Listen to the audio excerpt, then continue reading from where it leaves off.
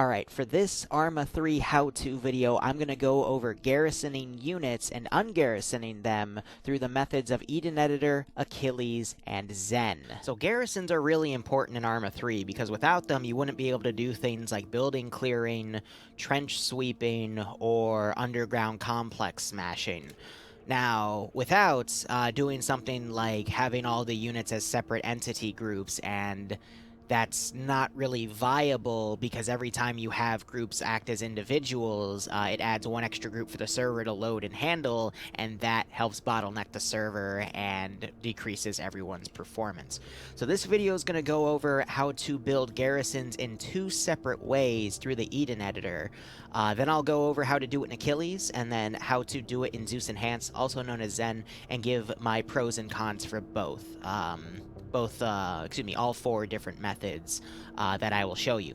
My preferred way, though, is to use a combination of both what you do in Eden Editor and either Zeus Enhanced or Achilles, depending on what mod you're using, and I will be using my mission file for Altar Hill we ran last Monday as a primary example because it showcases a lot of different styles here. So let's get out of this.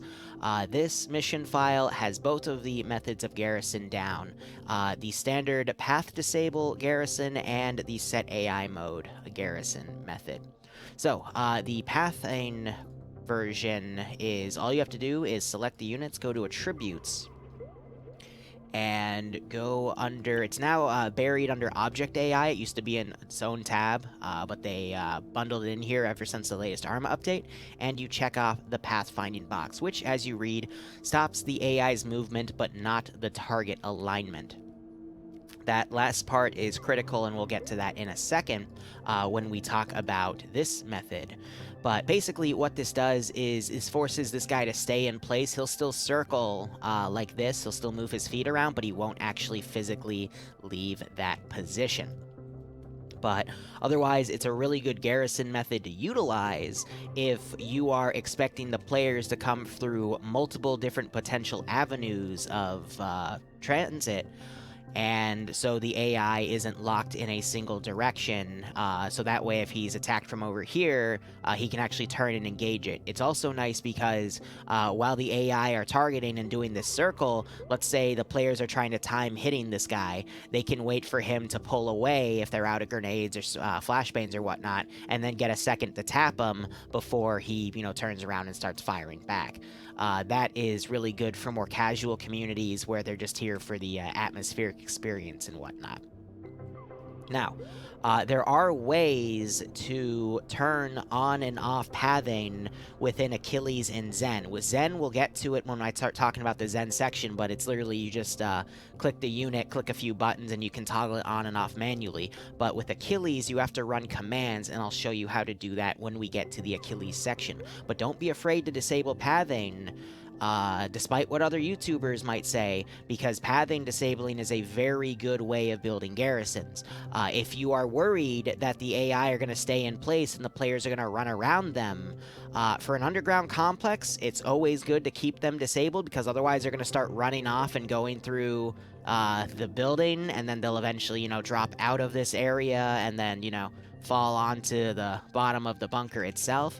But for an AO such as this town over here, you might want to have the AI on garrison and actually physically move around. But consider your AOs on a case-by-case basis, because AI, if they don't detect something because it's rendered improperly, they will start walking through stuff, and your players don't want to deal with stuff like that. So any custom assets, textures, or buildings that you see in maps, try to keep your AI more garrisoned than not. But if you're doing something on like Altis where it's vanilla and all the buildings have been properly indexed and whatnot for the AI, don't be afraid to break them from their garrisons just to get some more dynamic movement. Especially if your players are building breaching, nothing is cooler and keeps the the map fast-paced. Then let's say we had a 4-man garrison in this building and the players were breaching this door. the AI that were in this room, after you did the ungarrison, would start walking out this door and trying to counter breach the players going out, so it throws a curveball at them. So that's something I always like to do, is ungarrison my AI while the player base are breaching the building, because it also speeds up the process of finding all the AI in a town and having them go through everything. Also, I will state for the record, this is a technical video. I'm not going to explain the dynamics of what you should garrison and how you should garrison, just, you know, the how to garrison period, if that makes any sense. But that'll be a separate video someday. But for now, we're just going over the methods of garrisoning themselves. Anyway, that was a good digression. Let's go over the second method. This one is a little more complex. It's a set AI mode module. You can find this by going into Systems, typing AI in the search bar, and then going under Object Modifiers, putting that down, and it gives you a lot of different options here. So how to apply things, you can apply it based off of layer or anything in there, but I prefer to do group of synchronized objects. That's what all of these blue lines represent. How to synchronize stuff is you right-click on the group icon, then you can select on the unit, and then you have sync to, and then you can have everything create a blue line, and you would just click on that module.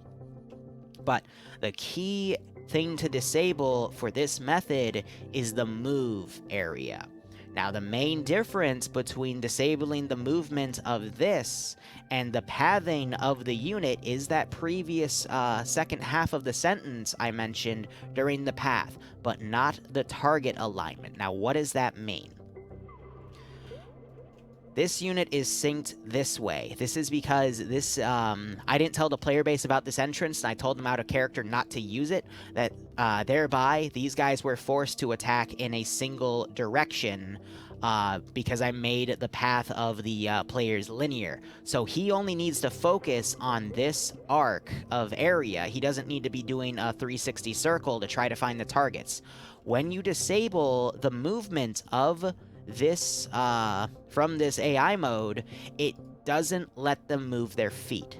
So to do that 360, they move their feet to align themselves with it, but otherwise, this will lock them in a 90-degree angle of cone of fire from 45 degrees to the left, 45 to the right, but they won't be able to engage anything that looks from up here because they're locked without moving their feet. It basically, I believe, gets rid of the target alignment. So this is really good if you want to force your AI to look down narrow corridors where they're not going to have any opportunity to get flanked, and you want them to only watch one avenue and not have any delay from the players. So, like, you know, there's no way that the previous method I talked about with pathing, they won't be circling around giving an opportunity for the players to hit them while they're looking away. They're going to constantly look down that angle, and if they spot something, they will immediately start engaging it. So it's a really good method to utilize for your more hardcore communities. Now, the biggest weakness about this garrison method, though, is it breaks if you do any type of unit transfer. What does that mean? Now, traditionally, how I would break these units apart, similar to if I wanted to ungarrison them while they were being breached on, is I would remote control the squad leader that's tied to this symbolism, and that unit transfer from the server to my Zeus interface, which puts the units under me, has them all break away. So if it's a single unit that's not the squad leader, it'll just cause that unit, once I get out of its remote control interface, to move around dynamically. If I want the whole squad to do it, I remote control the squad leader, which is why when I use this method of garrison, I'm very peculiar about who I select the squad leader to be, because I want to make sure it's not a critical unit like the AT guy if I need to stop a player thunder run with a vehicle or something, because that'll break all the other units from garrisoning. From their garrison, excuse me. But if you are running the server on your own client, for example, do not use this method, because the units will transfer from the mission file to your client because you're running the server, and they will not stay in place. If you're using a headless client and you don't write exception rules for these AI, when the AI gets transferred to the headless client, it will break the garrison method. Anything that involves a unit transfer from the server, which would normally handle these AI, to either a different server or a player will break the garrison. So you have to keep that in mind, and if you run something like that, this probably isn't the right garrison method for you. Now, a few of these other things are self-explanatory in here. Auto-target, it means they, won't target random things. Same with targets on unit. Animations just disable their ability to do any custom animations, and FSM is execution of AI script behavior. I hate to read that out, but what that basically means is they will not execute any AI scripts from mods like HalAI, VCOM, ASR AI3, LAMs, that sort of thing. So if you also want to disable certain AI from breaking away from like VCOM and scripts, this is something you can also disable. If you want to really lock them in place, and you have things like VCOM will sometimes dynamically take control of AI. So again, really useful if you want to use that sort of garrison ability, but only if you are running it without anything to take away ownership of the server. All right, so we're going to look at these AI now, and I am going to provoke them. They're both, it's two different dynamic squads here of AI, and then I've got a third dynamic squad because for the HVI units and whatnot. But these are the guys that are locked with the pathing script, and then this guy, these are the ones locked in the single avenue of fire, and I just wanted to show you how they dynamically work. So if I put this guy down, I gotta be careful where the AI spawn, because again, on custom composition areas, they can get really finicky, but I'm going to pull him away, and as you can see, he is locking himself in place, but he will not start turning his feet. He will just keep that weapon looking down that angle. Now, if I were to look in this group over here, just to grab a random unit, so I mean, this room should be good enough. I were to grab this guy, put him in here. These guys will start circling when they're aggroed. Or they'll at least react. So if I were to turn this guy, see how he's moving his feet? If you were to do that to this guy up here, who's part of the different sync trigger, he won't move. He stays locked in place. That's the biggest difference I'm trying to show you in those two garrison methods. But now let's talk about garrisoning stuff with the Achilles interface. ZEN requires you to go into the Zeus interface twice before it initiates everything in Achilles. But the simplest way to do stuff in Achilles for garrison is, just to grab a random thing of infantry here, is you type garrison, you take the AI behavior, and you have three options here. The range, inside only, which I forget what that does, in all honesty.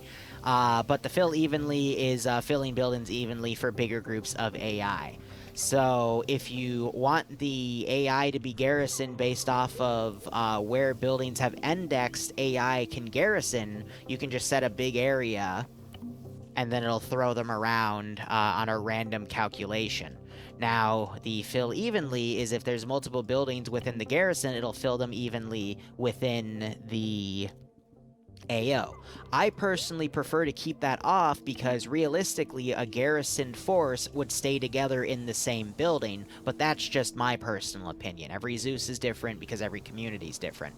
And then to ungarrison them, you just run the ungarrison thing, and that also gives them a little bit of movement to dynamically run around or away from the position before the squad leader takes things back. Now, you can also do a search and garrison, which just has the squad run into whatever building is close by and start initiating the garrison here. Now, if you don't like where the AI go, if you like to do manual garrisons like I do, the best way to do that with this is to go to garrison, set this to 1 or 0, and then you can drag the units out and have them face whatever direction you want at your, based on whatever position you want to do. Now, the biggest weakness with this garrison method is if you crash out, the units auto-ungarrison. because the garrison was tied to your interface. So if you crash, the garrison just gets released, which is why I these days prefer to build my garrisons in Eden Editor, because they won't crash out.